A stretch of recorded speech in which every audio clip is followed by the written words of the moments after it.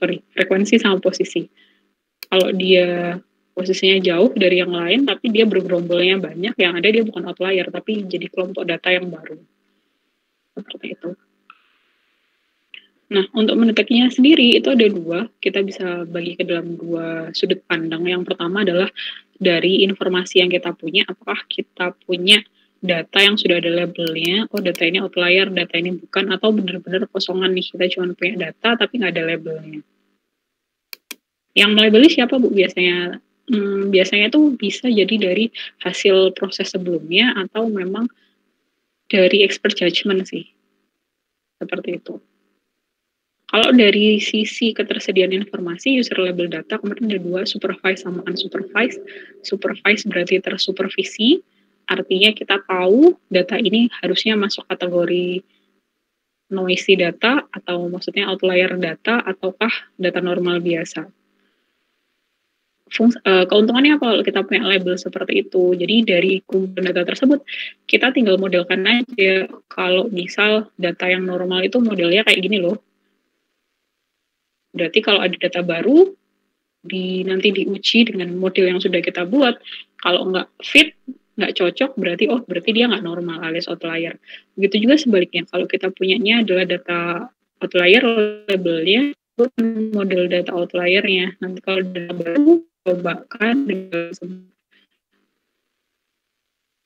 dia data normal. Cuman itu seolah mudah dan kayaknya realitanya tidak seindah itu.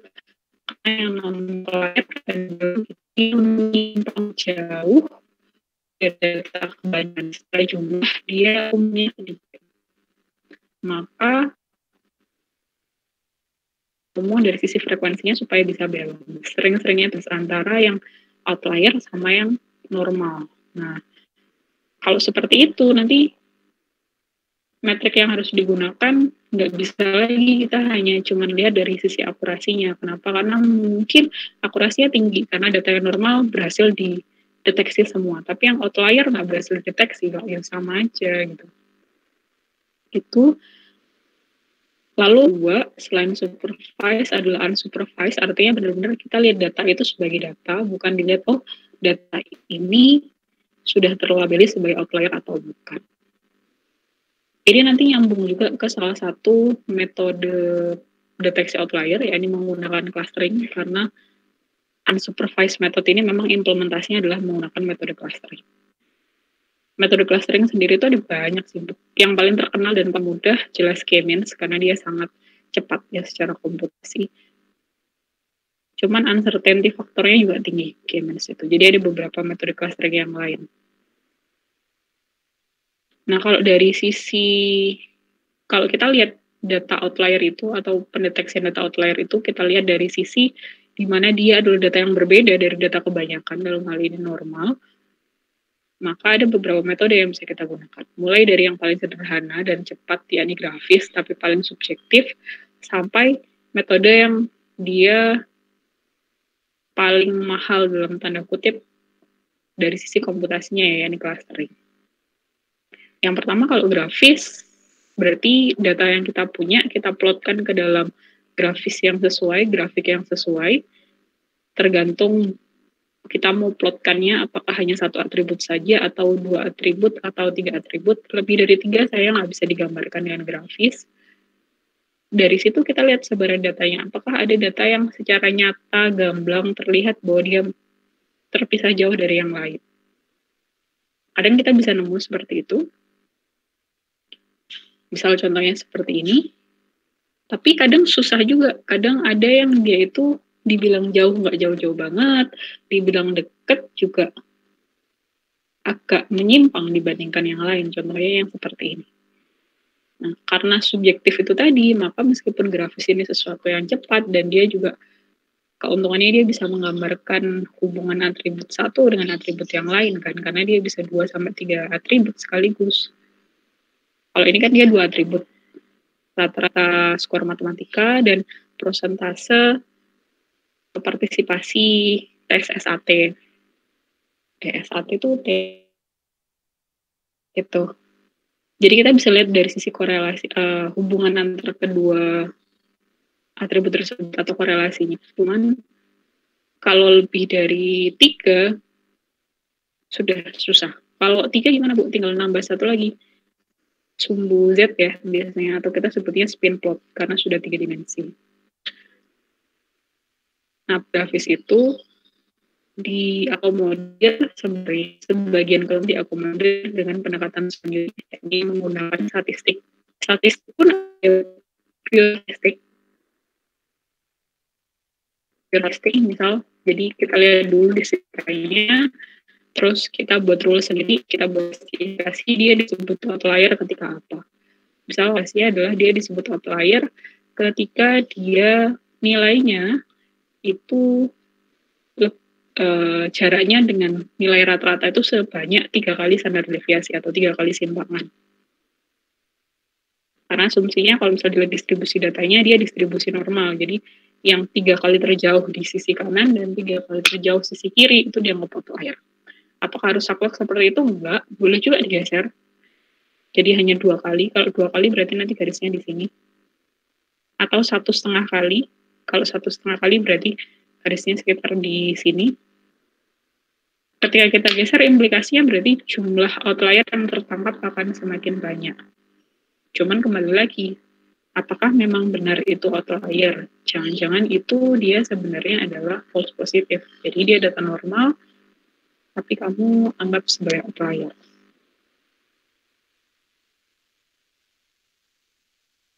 Selain menggunakan yang seperti ini, kita juga bisa pakai box dan whisker plot. Itu juga dia adalah grafis sebenarnya, tapi dia menerapkan fungsi statistik di sini. Jadi dia sudah pakai perhitungan statistik, tidak lagi pure subjektif, di mana dia sebut data itu sebagai outlier kalau misal data itu berada di luar rentang minimum dan maksimumnya. Atau ada juga yang menyatakan di referensi yang lain, kalau dia berada di luar minimum dan maksimum ini disebutnya biasanya inner fence atau pagar bagian dalam. Ada juga namanya outer fence, pagar bagian luar. Kalau outer fence itu 2 kali lipatnya ini. Jadi sisi sebelah sininya adalah Q1 min 3 kali IQR, sisi kanannya Q3 plus 3 kali IQR. Nah, kalau dia ada yang menyebutkan kalau dia asalkan kurang dari minimum udah dianggap outlier, atau lebih besar dari maksimum sudah dianggap outlier. Ada juga referensi yang menyatakan kalau dia kurang dari minimum atau lebih maksimum, tapi nggak sampai melebihi outer fence-nya, belum tentu outlier, masih probably atau masih kemungkinan dia outlier. Tapi kalau dia sudah di luarnya outer fence-nya atau lebih kecil dari Q1 min 3 IQR dan lebih besar dari Q3 plus 3 IQR, maka itu udah pasti outlier. Itu yang secara statistik kesannya lebih enak, nggak subjektif, dan aturannya sudah baku, ada justifikasinya lah ya, paling nggak kalau kita menggunakannya itu. Cuman kelemahannya adalah statistik ini kita tidak bisa melihat atribut itu relasinya dengan atribut yang lain. Kita hanya melihat apakah dia itu aneh atau tidak, dalam arti dia outlier atau tidak, hanya terhadap atribut itu sendiri. Padahal kadang keanehan itu baru kelihatan atau outlier itu baru kelihatan ketika dia itu digabungkan dengan atribut yang lain. Tentunya kita hanya amati dari sisi persentase dia mengikuti SAT itu, maka nggak akan kelihatan nih sebarannya seperti ini. Hanya akan kelihatan, oh yang ikut persentase yang ikut SAT rata-rata yang di sini, yang berapa persen ini itu rata-ratanya berapa? Oh di sini. Jadi garisnya nggak seberapa kelihatan. Baru ketika dia digabungkan dengan atribut yang lain yang memang dia dependen terhadap atribut itu, baru itu dia kelihatan outlier-nya atau bukan. Tapi bukan berarti si grafis ini ataupun yang statistik ini sama sekali tidak bisa dipakai ya. Mungkin masih bisa dipakai tergantung studi kasusnya sih. Seperti kemana pertanyaannya Diana. Jadi kalau misal ternyata atribut itu tuh dia tidak dependen terhadap atribut apapun nih. hanya dia sendiri aja, ya udah berarti pakai statistik nggak masalah karena kan tidak dipengaruhi oleh atribut yang lain gitu. Lalu ada juga pendekatan berbasis jarak di mana ada dua pendekatannya tapi juga sebenarnya kurang lebih sama. Yang pertama adalah kita hitung dulu jarak dari satu titik terhadap titik yang lain dalam radius tertentu, itu ada berapa titik lain yang ada di dalam radius tersebut atau yang dianggap sebagai tetangganya itu ada berapa. Definisi tetangga adalah ketika dia berada di dalam lingkaran radius tersebut. Nah, radiusnya berapa kita yang tentukan dengan mempertimbangkan sebaran data secara keseluruhan. Gitu. Itu yang pertama namanya index space, atau yang kedua itu bukan kita hitung ada berapa tetangga tersebut, tapi ngitungnya adalah tetangga terdekat ke sekian itu jaraknya berapa sih dari titik tersebut. Kalau ternyata tetangga terdekat ke sekian itu jaraknya lebih besar daripada batas yang kita tentukan, maka dia dianggap sebagai outlier. Nah, tetangga kesekiannya itu umumnya biasanya adalah lebih besar dari sama dengan 3 yang dicek.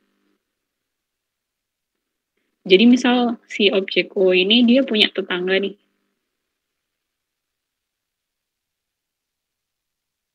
Dia punya tetangga dekat di sini. Tapi yang dihitung itu adalah tetangga ketiga, tetangga terdekat ketiga. Terdekat pertama kan di sini, terdekat kedua di sini, terdekat ketiga di sini. Nah, meskipun dia nggak sendirian nih, dia punya tetangga, tapi karena tetangga terdekat ketiganya itu jauh melebihi si Demin yang sudah kita tentukan, dia tetap dianggap outlier. Seperti itu. Makanya tadi saya sampaikan kan, outlier itu nggak yang dia serta-merta sendiri gitu, nggak bisa jadi dia juga punya tetangga, cuman tetangganya jauh, atau dia dan tetangganya itu jumlahnya lebih sedikit aja dibandingkan dengan kelompok lain yang lebih besar. Itu. Nah, kelemahannya kalau berbasis jarak adalah kalau jarak itu kan dia deminnya menentukannya kita harus lihat dulu sebaran data itu secara globalnya kayak gimana. Jadi satu demin dipakai untuk satu atribut tersebut. Bukan satu atribut sih, satu dataset tersebut. Nah, tapi kalau distribusi datanya itu tidak merata seperti ini, ada yang sparse kayak gini, ada yang sangat dense, padat kayak gini, kalau kita gunakan standar demin yang sama, hasilnya nggak bisa akurat. Contoh, kalau kita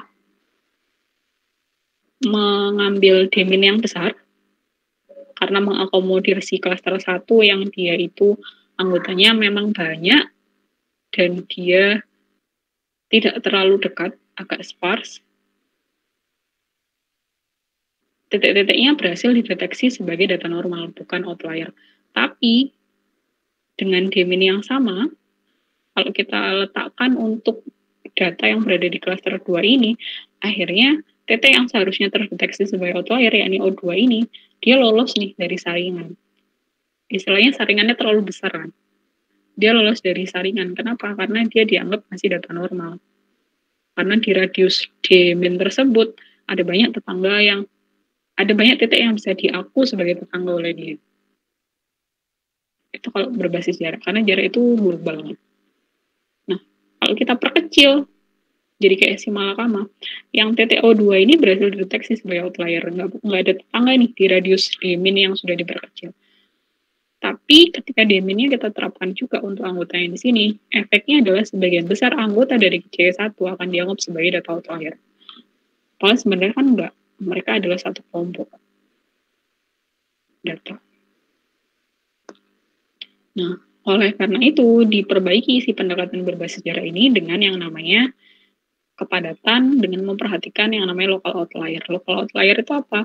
Satu titik dia itu kalau dilihat dari top view, mungkin kalau dari segi jarak ya dia nggak jauh-jauh amat nih klaster terdekatnya. Kalau dia klaster tersebut, maka itu disebutnya local outlier yang si global outlier itu dari klaster yang ada. Ada dua. klasternya selalu ada 2, nggak contohkan data itu ke dalam berapa. Bisa mendeteksi menggunakan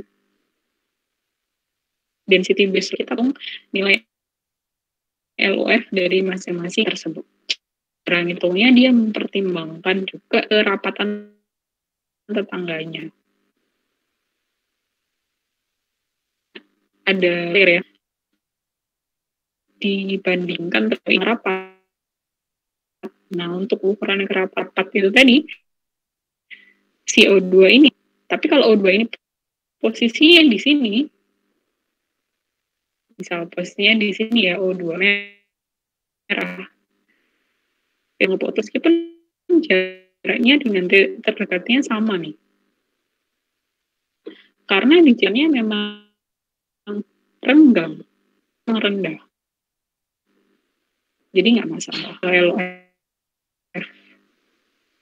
Terus pendekatan yang terakhir adalah metode clustering. Dia dianggap sebagai outlier apabila memenuhi salah satu nih. Jadi nggak harus tiga-tiganya, salah satu aja udah masuk. Pertama, ketika di cluster dan masuk ke dalam cluster manapun atau isinya hanya dia sendiri. Kalau di beberapa metode clustering itu memungkinkan outlier. Kedua, dia masuk cluster. Misalnya clusternya ada cluster dan cluster 2, tapi dia jaraknya sangat jauh, rata-rata jarak titik-titik yang lain, atau jauh terhadap centroidnya. Centroidnya kan kita ngitungnya, centroid itu titik tengah, cluster kan dari rata-rata titik yang ada di cluster tersebut. Nah, jaraknya dia jauh. Jauhnya sejauh apa, Bu? Kita tentukan dulu mau radiusnya berapa nih dari centroidnya. Nah, itu berarti dia masuk outlier. Ini untuk representasi yang kedua. Atau yang ketiga. Yang ketiga ini, kalau yang O ini jelas ya, dia outlier karena dia nggak masuk ke dalam kelompok cluster manapun. Cluster kelompok sebenarnya sama sih. Nggak masuk ke dalam cluster manapun. Nah, yang C3 ini bisa juga dikategorikan sebagai outlier apabila kita pasang threshold di mana satu cluster itu nilainya nggak boleh lebih dari, nggak boleh kurang dari sekian.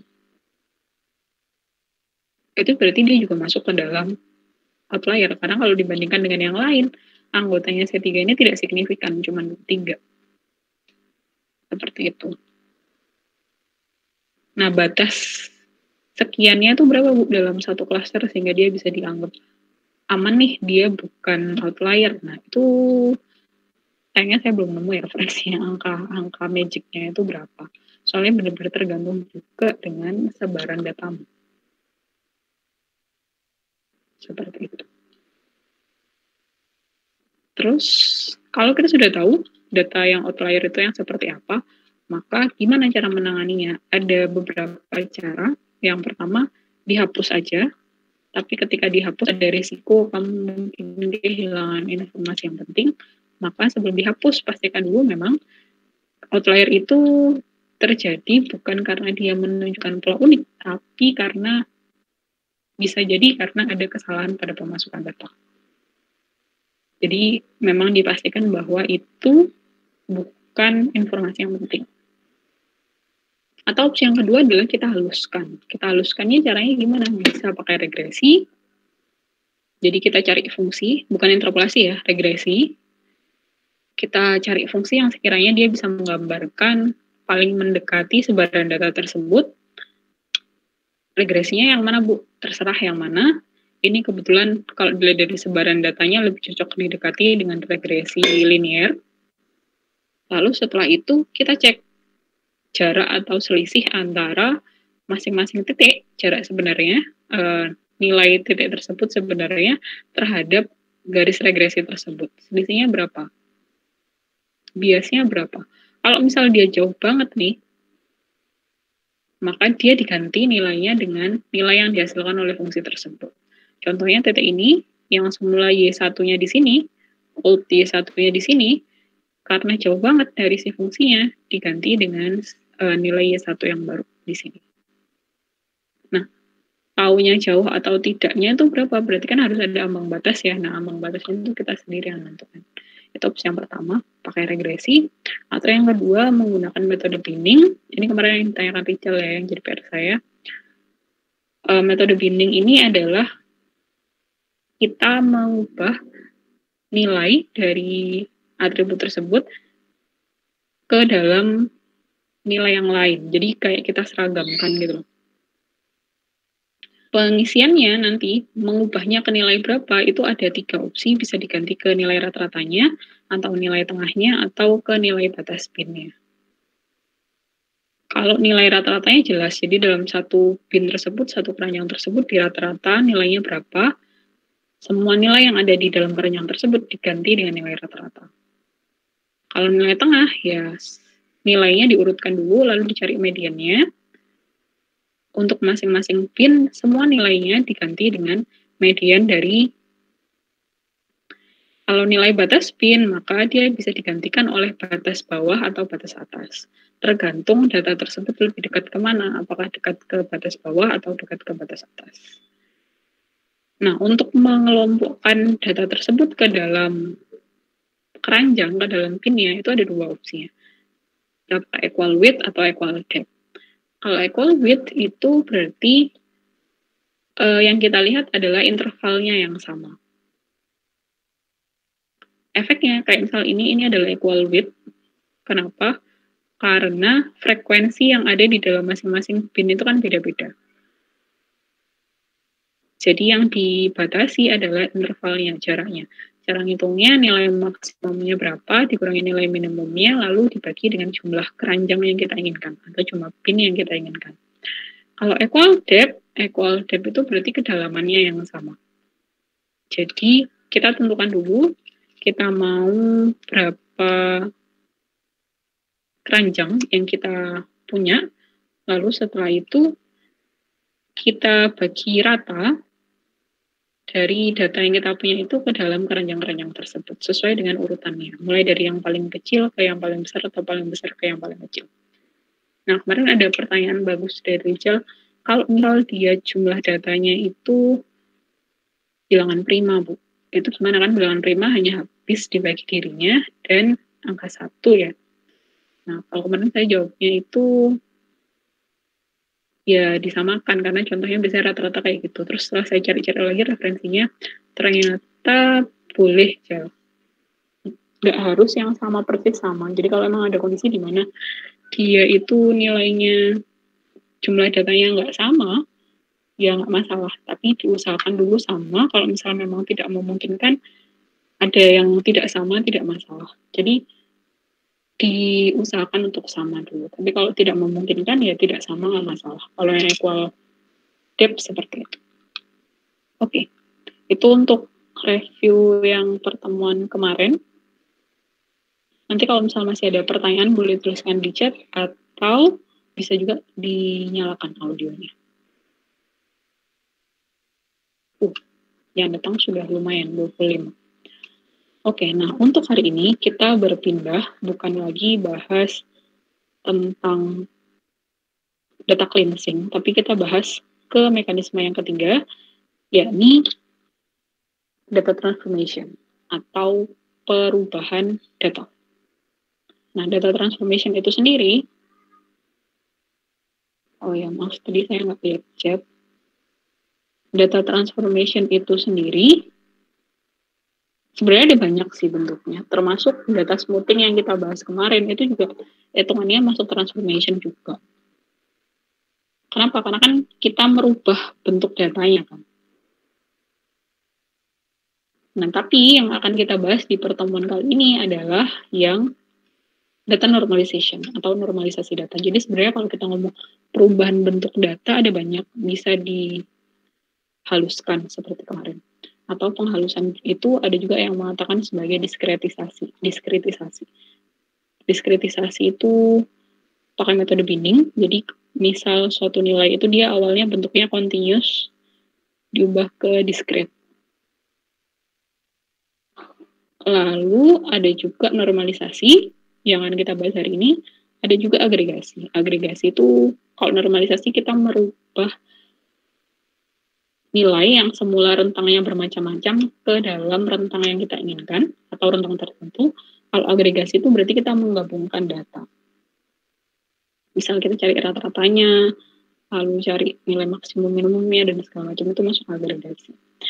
Nah, yang akan kita bahas hari ini adalah yang normalisasi. Slide-nya udah ganti ke normalisasi ya?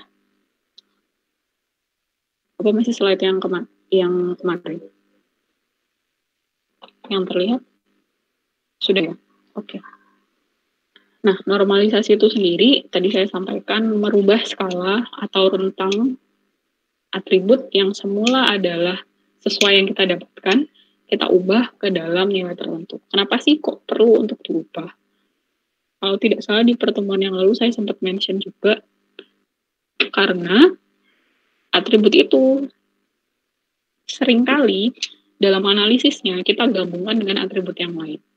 Nah, ketika skalanya kita biarkan apa adanya, di mana rentangnya itu sangat jauh berbeda satu sama lain antara satu atribut dengan atribut yang lain, kalau kita operasikan, pada beberapa operasi, itu bisa mempengaruhi hasil. Contoh, misal contohnya ada studi kasus pencatatan tingkat kematian penduduk berdasarkan kelompok umur. Berarti kan ada 2 dimensi atau 2 atribut, yakni yang satu umur, yang satunya adalah kematian, jumlah kematiannya. Karena di Indonesia berarti jumlah kematiannya bisa jadi jutaan lah ya, mungkin. Nah, kalau umur kan tidak mungkin ya rentangnya sampai jutaan. Setahu saya, manusia tertua di dunia juga nggak sampai 1000 tahun juga yang masih hidup ya sekarang. Jadi kita anggap rentangnya 0 sampai 150. Nah, kalau misal kita gambarkan di grafik kurang lebih seperti ini ya. Jadi saya ambil kasus yang 2 dimensi biar gampang diplotkannya. Yang Y-nya ini umur dari 0 sampai 150, yang X-nya jumlah kematian dari 0 sampai misal 3 juta. Ini measure skill-nya sama. Nah, skala X dan Y-nya memang beda. Karena kalau mau dibuat sama bisa jauh banget nanti. Seperti ini. Nah, kita coba dengan sederhana saja. Perhitungan yang sering dipakai di pengolahan pemrosesan data. Ya, ini perhitungan. Salah satunya kan termasuk waktu deteksi outlier kan juga kita hitung jarak ya, salah satunya yang terdepannya. Titiknya kayak gini, ada titik di sini yang bawah dan yang di atas. Titik 1 ini karena grafiknya X dan Y, kita bisa sebut sebagai X1, Y1. Sedangkan yang sebelah atas, kita bisa sebut sebagai X2 dan Y2. Titik 2. Nah, kalau kita ikut rumusnya Pythagoras, untuk bisa mencari jarak si garis miring ini nih, A, itu kan kita bisa gunakan fungsi kuadrat ini kan ya, rumus kuadrat ini ya, rumus kuadrat Pythagoras. Berarti untuk nyari A adalah kita cari akarnya B kuadrat ditambah C kuadrat. Nah, B kuadrat itu apa? B kuadrat itu tinggi ini kan, berarti selisih antara Y2 dengan Y1 dengan C ini yang horizontalnya selisih antara X2 dengan X1 dikuadratkan. Kalau misalnya kita proses ya, memang keluar hasilnya nanti A-nya. Akan keluar hasilnya. Tapi kalau seperti ini kita proses apa adanya, berapapun selisihnya Y2 dan Y1 itu tidak akan ngefek sebanyak selisihnya X2 dan X1. Kenapa? Karena rentangnya aja udah beda. Ibaratnya David dan Goliat gitu. Kan udah beda. Jadi akhirnya berapapun nilainya Y itu tidak akan ngefek karena yang paling berkontribusi adalah nilainya X. Nggak adil kan jadinya. Memang apakah itu berarti nanti A-nya nggak ada hasilnya? Buat ada, tetap keluar hasilnya. Tapi hasilnya jadi tidak bermakna. Karena sejak awal posisinya nggak equal, nggak sama. Nah, oleh karena itu kita perlu yang namanya normalisasi. Ini contoh yang perhitungan jarak. Nanti ngefeknya di mana, Bu? Ngefeknya kalau yang perhitungan jarak ya di clustering. saat kita mengelompokkan data, itu ngefek sekali. Makanya kita perlu untuk melakukan normalisasi. Nah, normalisasi itu sendiri ada banyak metodenya. Oh, sorry, itu masih belum. Saya ganti. Normalisasi itu sendiri ada banyak metodenya, mulai dari yang paling mudah, yakni min-max.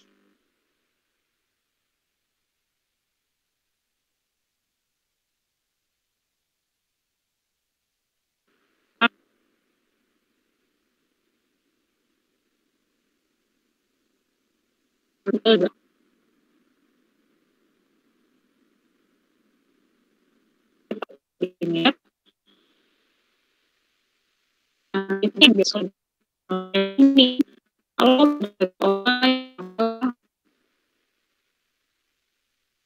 data tersebut terhadap data yang normal akan tetap kelihatan.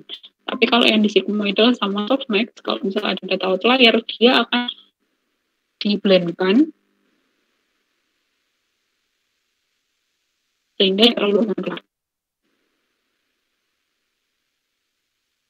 Nah, kecuali itu softmax, yang metode kalau kalian pakai toko pesan itu banyak kan library-nya, jadi nggak dipakai. Tapi kan kita harus menentukan ya yang mana yang mau kita pilih dan kenapa kita menggunakan itu. Yang pertama min-max, namanya min-max kita mengubah nilai yang sudah ada tersebut menjadi nilai baru yang diinginkan. Oke. Nah, ini makanya gimana arti? Min ini maksudnya adalah nilai minimum dari atribut tersebut. Max di sini nilai maksimum dari atribut tersebut. Nah, sedangkan new max dan new min ini adalah rentang baru yang kita inginkan. Jadi ini kayak apa ya? Kayak perbandingan setara kalau di matematika. Lalu nanti terakhir ditambahkan dengan new min. Kenapa? Karena nilai minimumnya yang baru itu tidak harus mulai dari 0. Tergantung kita ingin mulai dari berapa. Contohnya misal seperti ini. Ada tabel gaji dan anggota keluarga, ada 10 orang, 10 nama. Gajinya sekian, anggota keluarganya sekian. Nah, mau saya normalisasi nih pakai min max. Mau saya ubah ke rentang 0 sama 1. Itu berapa jadinya perubahannya? Perubahannya jadi seperti ini. Kok bisa? Nah, untuk masing-masing atribut, kita cari dulu nilai minimum dan maksimumnya. Lalu kita tentukan nilai new min dan new min.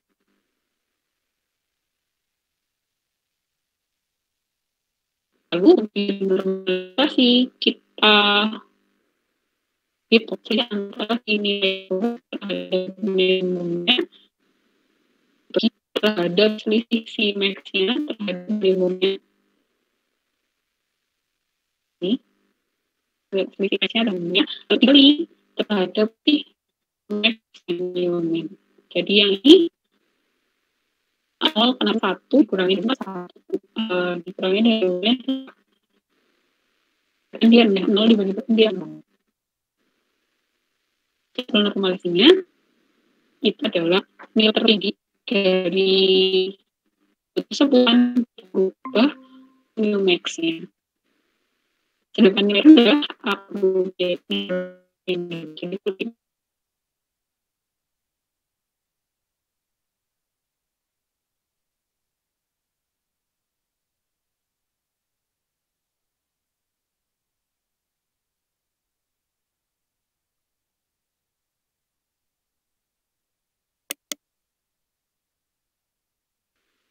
jeleknya min max adalah seperti itu. Terus metode yang kedua adalah Z-score. Z-score ini mudah juga termasuk.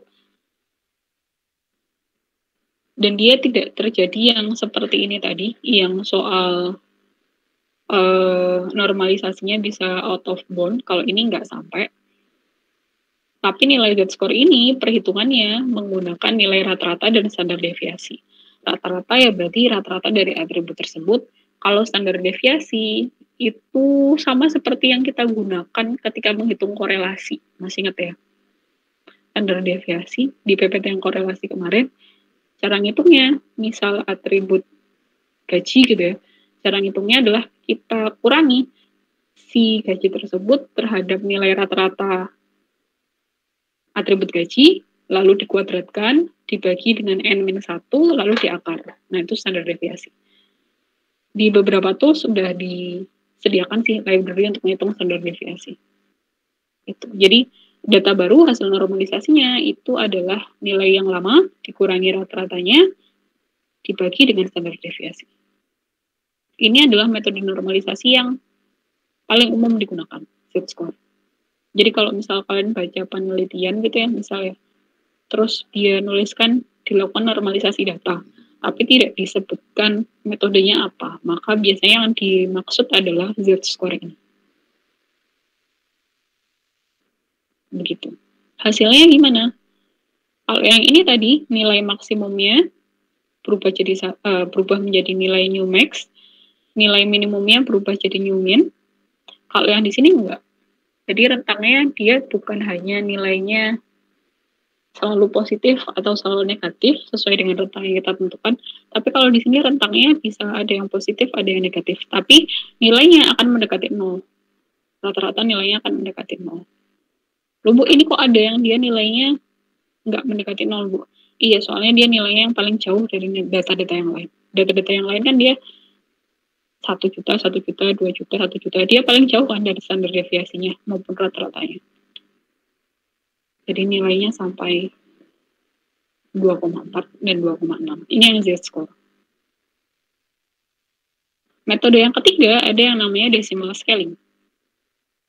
Decimal scaling ini seperti namanya, jadi kita skalakan sesuai dengan jumlah desimalnya. Maksudnya jumlah desimalnya itu apa? Jumlah digitnya. Jadi data yang baru hasil normalisasi adalah data yang lama, jadi nilai yang sebelum dinormalisasi dibagi dengan 10 pangkat I. I-nya itu apa? I itu digit, jumlah digit.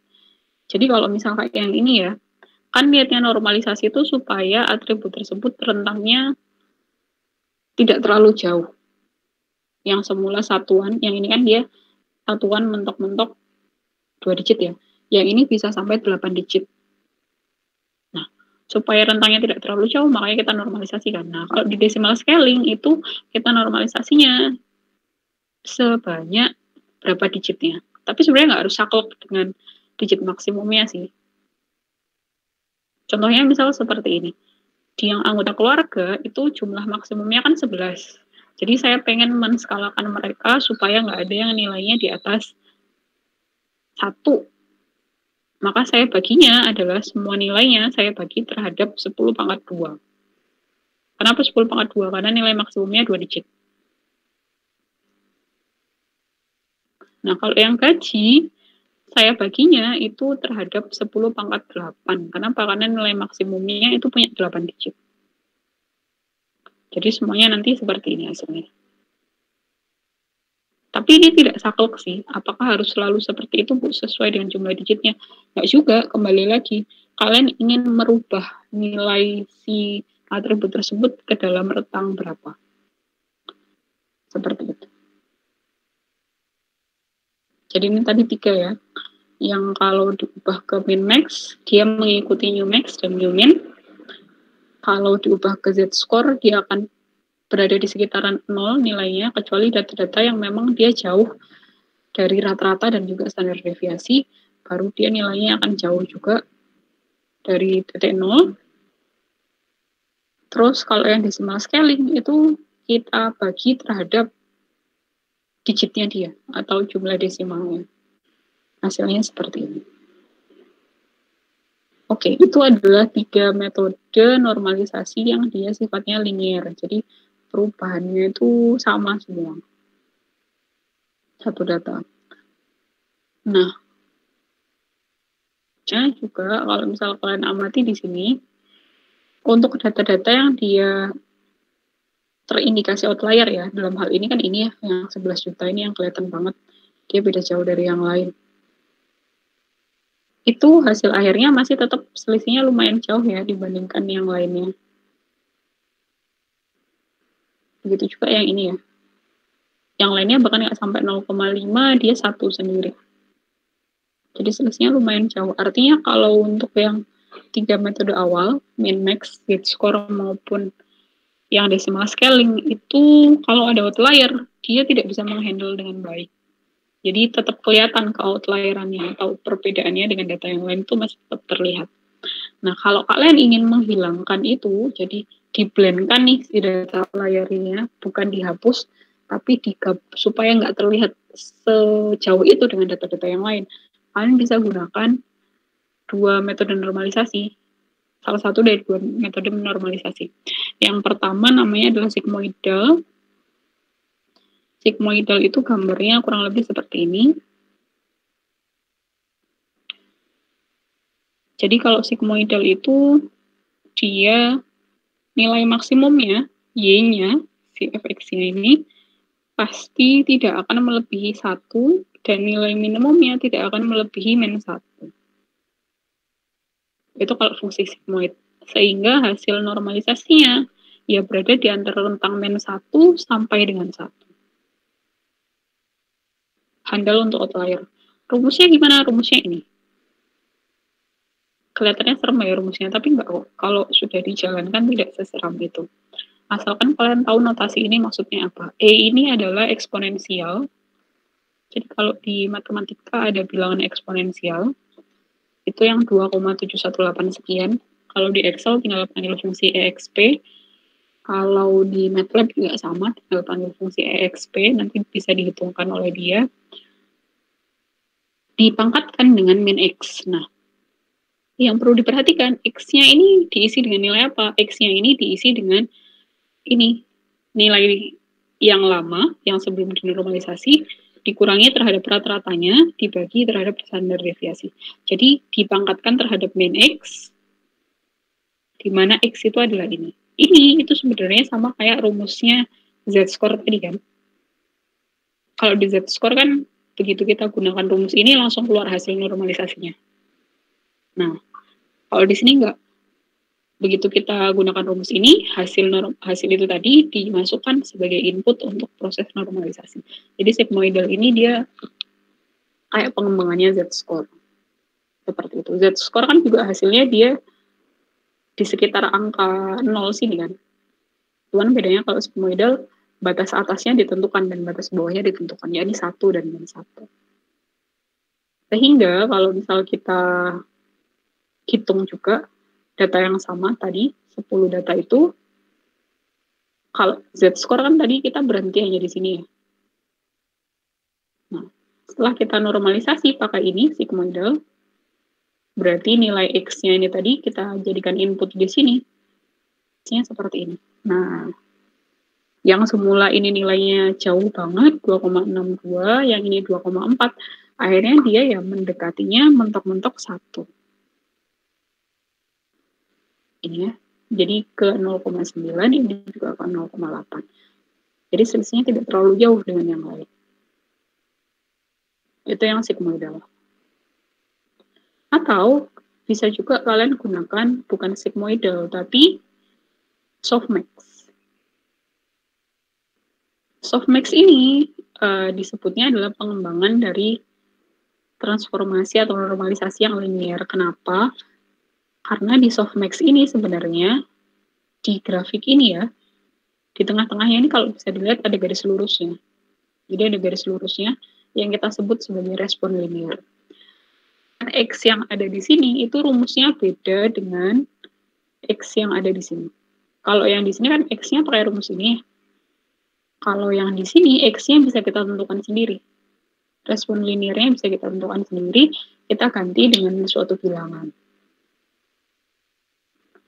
Jadi kenapa dia disebutnya adalah pengembangan dari transformasi yang linear, karena dia itu garisnya yang tengah-tengah ini tuh lurus, tapi mendekati ujung dia melengkung.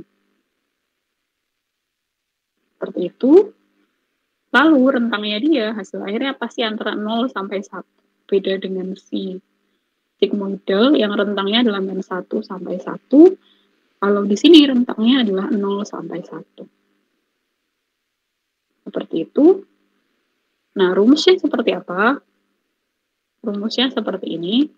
Ini rumus akhirnya min 1 dibagi 1 plus E pangkat min trans data. Trans data itu faktor untuk transformasi data.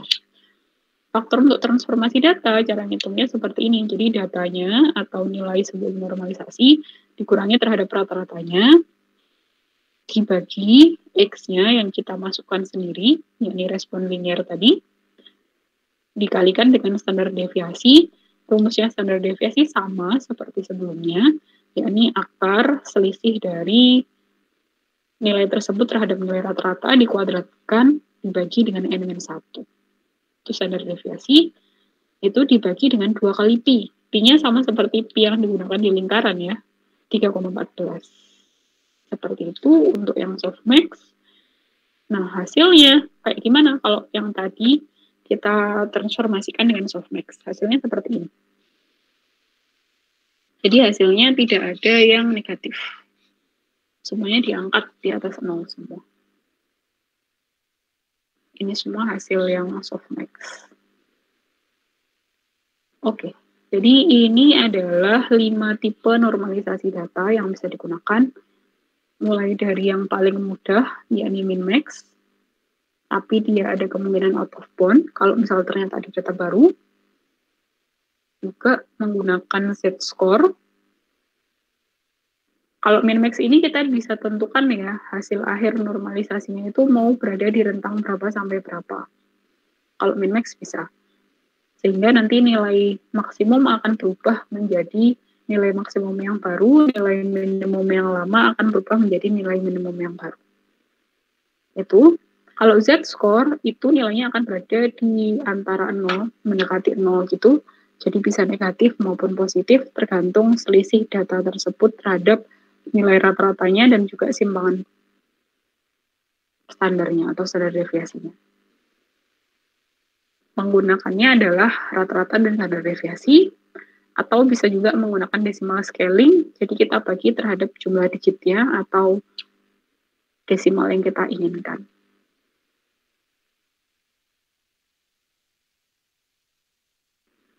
Nah, untuk normalisasi yang dia handle terhadap outlier ada 2, sigmoidal dan juga softmax. Bedanya kalau sigmoidal rentangnya min 1 sampai 1, kalau softmax rentangnya adalah 0 sampai 1. Di mana di softmax ini pangkatnya terhadap data atau transformasi data yang kita perlu inputkan respon linearnya, sedangkan kalau di sigmoidal itu kita tidak perlu memasukkan nilai apapun, yang artinya yang kita justifikasi sendiri ya, tapi cukup melihat dari distribusi datanya saja, yakni rata-ratanya dan standar deviasi. Oke, itu untuk normalisasi data. Ada pertanyaan sampai di sini?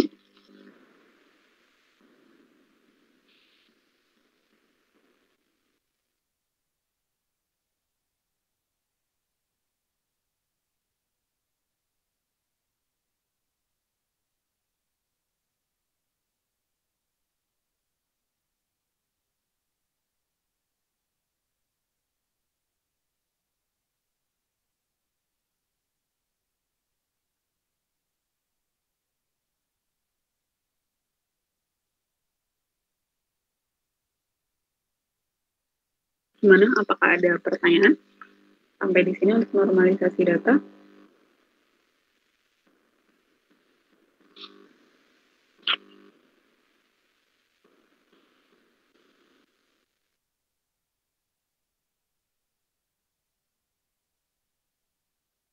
Mungkin untuk mengingatkan kembali ya, kenapa kita butuh dinormalisasi datanya, supaya ketika dia dioperasikan dengan atribut dengan rentang yang berbeda jauh dengan atribut kita, itu dia bisa adil, bisa equal gitu posisinya.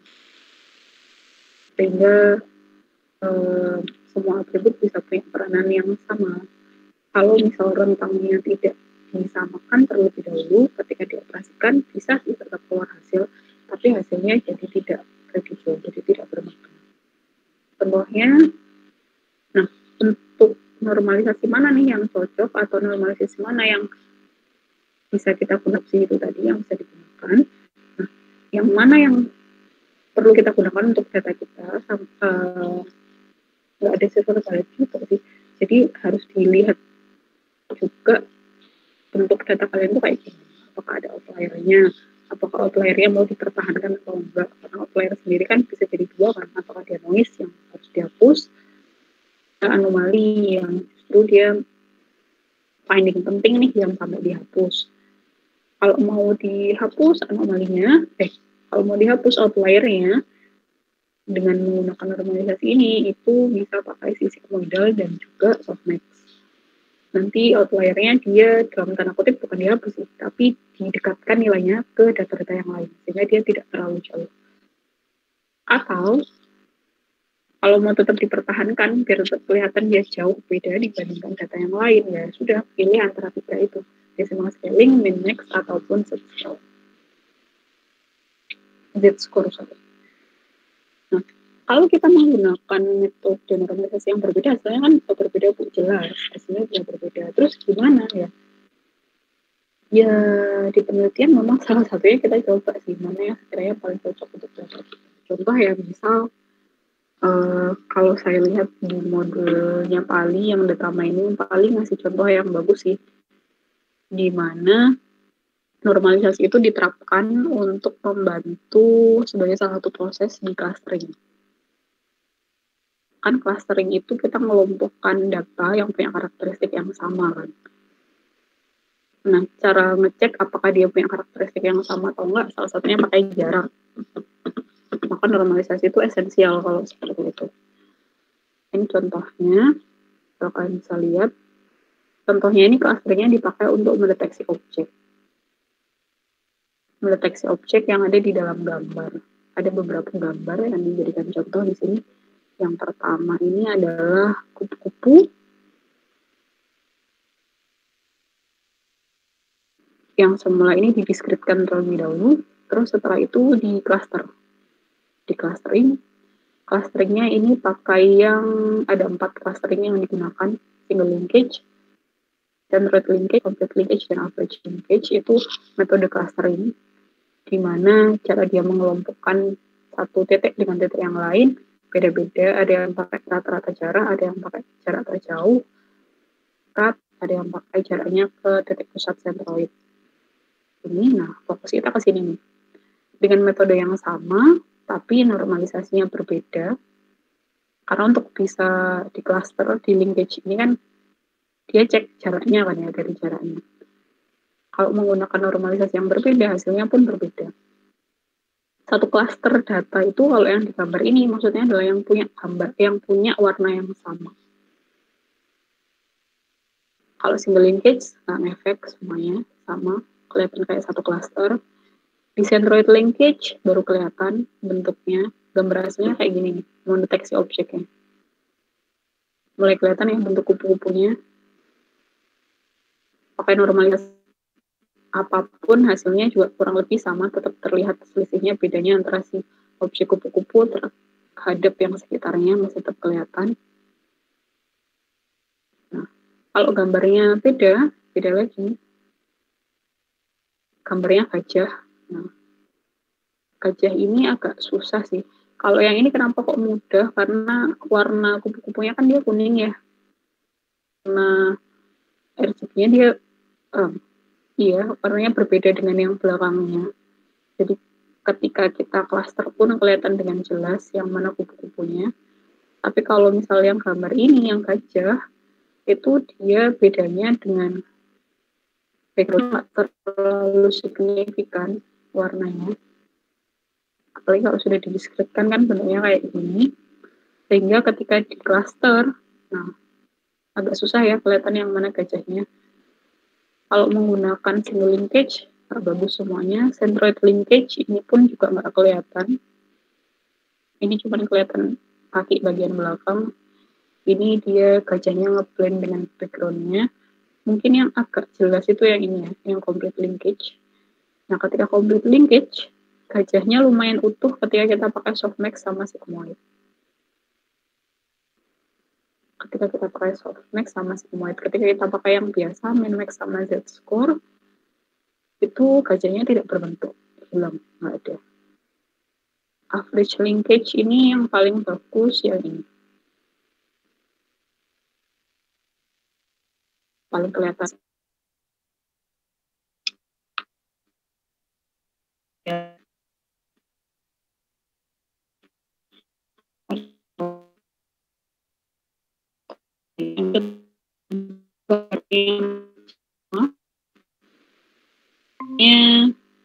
Oh lebih jelas sih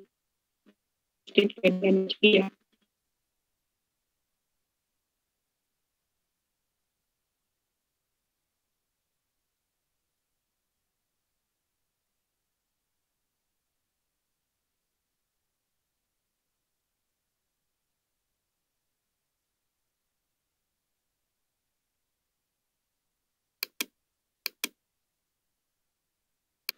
Kalau misal tidak ada yang ingin ditanyakan, sebenarnya udah selesai sih bahasannya untuk normalisasi data. Cepet ya, kayak cleansing kemarin.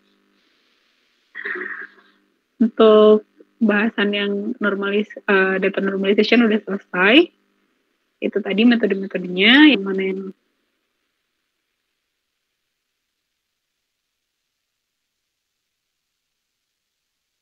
dengan kekurangan kalau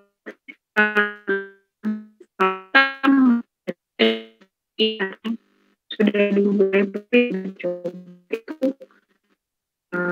beberapa metode normal untuk lihat aja hasilnya paling bagus sesuai untuk yang memang lebih enak kalau udah tahu hasilnya sih.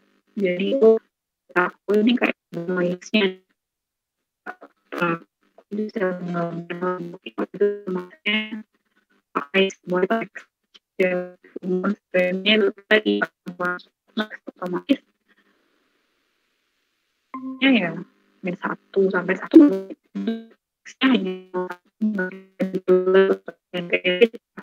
kalau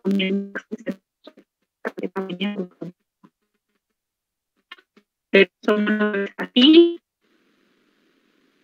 itu